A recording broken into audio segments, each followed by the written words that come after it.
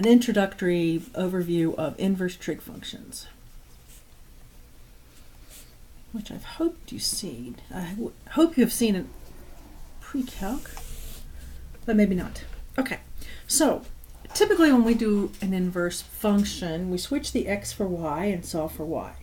We can also graphically flip the graph over the line y equals x. And that's basically what we're going to do. Is this not?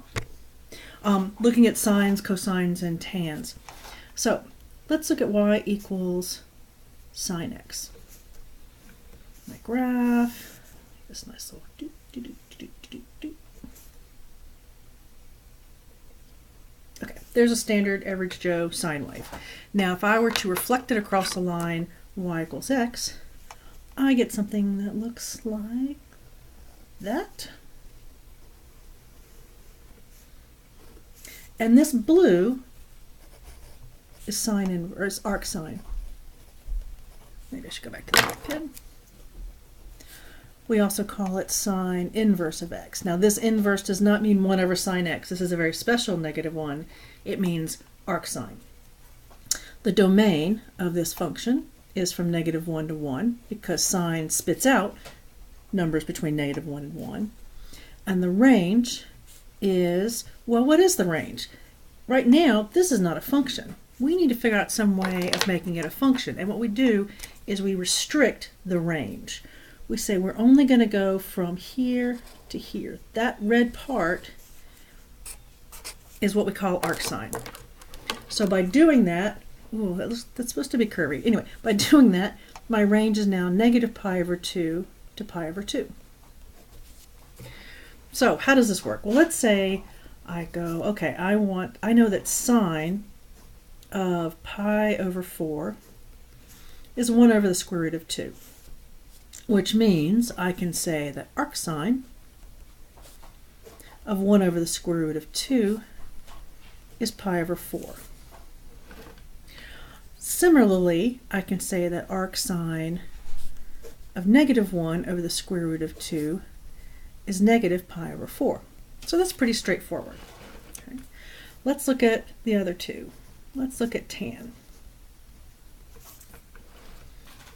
So if I were to graph tan, we have asymptote.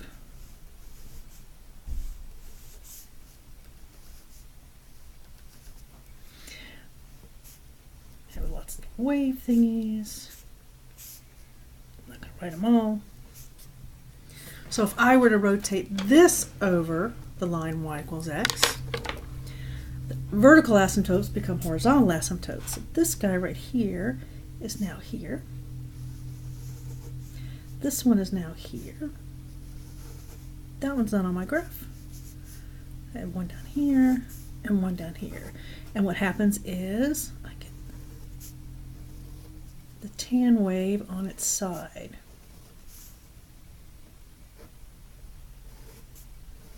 Now again, if I look at these blues, you can see them, this is not a function because it fails a vertical line test. So we're only going to take a part of the graph and define that to be tan inverse. And we're going to take the part that straddles 0 because 0 is wonderful and very convenient. So that is arctan. Again, also known as, ooh, that shows up really well, tan inverse. So let's say I know that tan of pi/3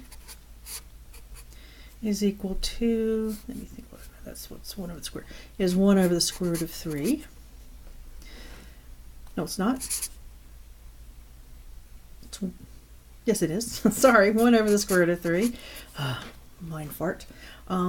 That means I can say arctan of 1 over the square root of 3 is pi/3. Similarly, I know that arctan of -1 over the square root of 3 is -pi/3. So pretty straightforward. Both tan and sine are pretty straightforward. Cosine is not. Let's do cosine. So y equals cosine. I do the graph.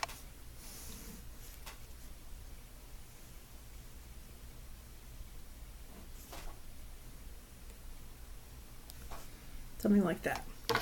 When I rotate it across the line, or not rotate, reflect it across the line y equals x, I get something like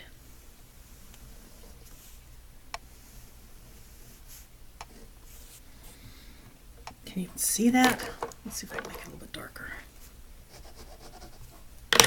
Use the same color to me.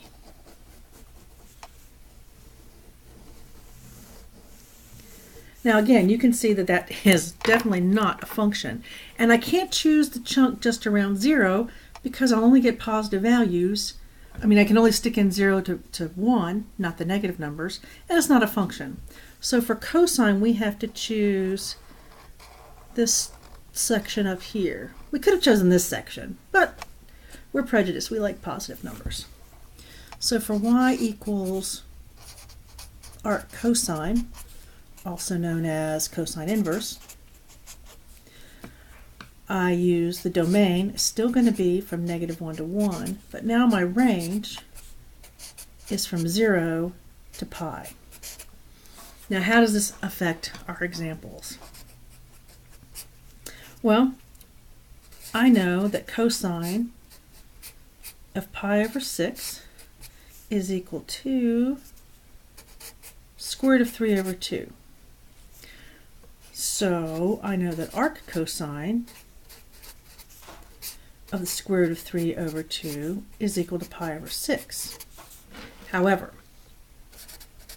arc cosine of negative the square root of 3 over 2, I can't say negative pi over 6 because that would give me a positive one. That's not true. What I need to do is figure out, okay, this section up here, this represents the first quadrant and this represents the second quadrant. So I need to find pi over 6 in the second quadrant. So doing that, there's my second quadrant. If this is pi over 6, so I've got this angle has a reference angle of pi over 6, that means this is 5 pi over 6.